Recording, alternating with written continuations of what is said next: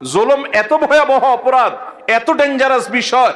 মানুষ হয়ে যদি আপনি কারোর প্রতি জুলুম করেন, কারোর প্রতি অবিচার করেন, কারোর প্রতি অত্যাচার করেন, আপনি নিশ্চিত থাকেন আপনি যত ইবাদত বন্দেগী করেন, জালিম এবং অত্যাচারীর অত্যাচার অবিচারের বিচার হওয়া ছাড়া আল্লাহ তাআলা একটি কদম কিয়ামতের ময়দানের সামনে যেতে দিবেন না। জালিম, অত্যাচারী, অবিচারী, আল্লাহ রাব্বুল আলামিন জালিমদেরকে কখনো পছন্দ করেন না। অনেক লোক আছে দেখবেন, নামাজ পড়ে, রোজা রাখে, হজ করে, দান সাদাকা করে, ওয়াজ নসিহত শুনে, কোরআন তেলাওয়াত করে, তাসবিহ তাহলিল করে। অনেক মহিলারা, মা বোনরা আছেন, তারা পর্দা পুশিদাও করে, কিন্তু আবার অন্যের প্রতি জুলুমও করে। শাশুড়ি তসবিহ হাত থেকে নামে না, কিন্তু ছেলের বউর উপর অত্যাচার করে। নিজের মেয়েটার শরীরটাতে তাও দেয়, আর আরেকজনের মেয়েকে পুত্রবধূ করে আনছে, তাকে খাটাতে খাটাতে পাগল বানায় ফেলায়। নিজের মেয়েটার কোনো দোষ চোখে পড়ে না, কিন্তু পরের মেয়েটার শুধু দোষ না, গুণটাও দোষের মতো দেখে। অনেক শ্বশুর আছেন, কপালে দাগ পড়ে গেছে সিজদা দিতে দিতে, কিন্তু জুলুম করেন, নানাভাবে জুলুম করেন। জমিতে যখন তিনি চাষাবাদ করতে যান, আরেকজনের আইল ঠেলেন, জমি বাড়ান। অনেক ভাইরা আছি আমরা, দুর্বল পেলে, গরিব মানুষ পেলে তাদের উপর অত্যাচার করি, তাদের হক নষ্ট করি, তাদের উপরে জুলুম করি। মনে রাখবেন, জুলুম এত ভয়াবহ অপরাধ, এত ভয়াবহ অপরাধ, কিয়ামতের ময়দানে কোন চতুষ্পদ জন্তু, তারা কি আমাদের মতো তাদের আমলের কোন হিসাব নিকাশ হবে?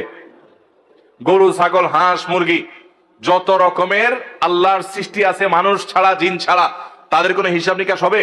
হাঁস মুরগি যদি আরেকজনের ঘরে যায়া তার প্লেট থেকে ভাত খেয়ে চলে আসে, কিয়ামতের ময়দানে আল্লাহ তাদেরকে জাহান্নামের শাস্তি দিবেন, এমন কোনো কথা আছে? কারণ তাদের এইসব হিসাব নিকাশ নাই, এগুলো হবে মানুষের। জুলুম এরকম একটা অপরাধ, এরকম একটা গুনাহ, জীবজন্তু, পশু পাখিরাও যদি একজন আরেকজনের প্রতি জুলুম করে, কিয়ামতের ময়দানে শুধু ওই একটা অপরাধের বিচার তাদের হবে।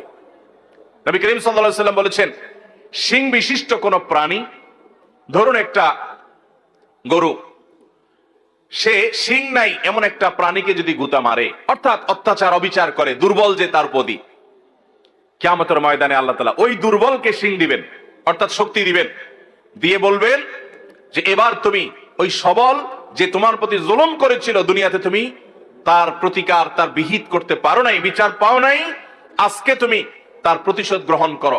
একই মাপের গুতা তাকে মেরে তার শাস্তি, তার প্রায়শ্চিত্ত তুমি নিশ্চিত করো, বুঝিয়ে দাও। পশু পাখি এমনিতেও মৃত্যুর পর মাটির সাথে মিশে যাবে, কিন্তু যারা জুলুম করেছে ওই পশু পাখিগুলোকে, ওই প্রাণীগুলোকে আল্লাহ তাআলা আবার জীবিত করবেন। জালেমকেও, মাজলুমকেও, যে জুলুম করেছে তাকেও, যার প্রতি জুলুম করা হয়েছে তাকেও, এরপরে ওই প্রাণীদের মধ্যে পর্যন্ত যে নির্যাতিত হয়েছে তাকে দিয়ে আল্লাহ তাআলা জালিম এবং নির্যাতনকারী, অবিচারকারী, অত্যাচারী ওই প্রাণীটিকে পর্যন্ত আল্লাহ তাআলা শাস্তি দিবেন। এরপরে বলবেন, কোন তোরাবা, যাও তোমরা মাটি হয়ে যাও। এবার মাটির সাথে তারা মিশে যাবে, তাদের না জান্নাত আছে না জাহান্নাম আছে।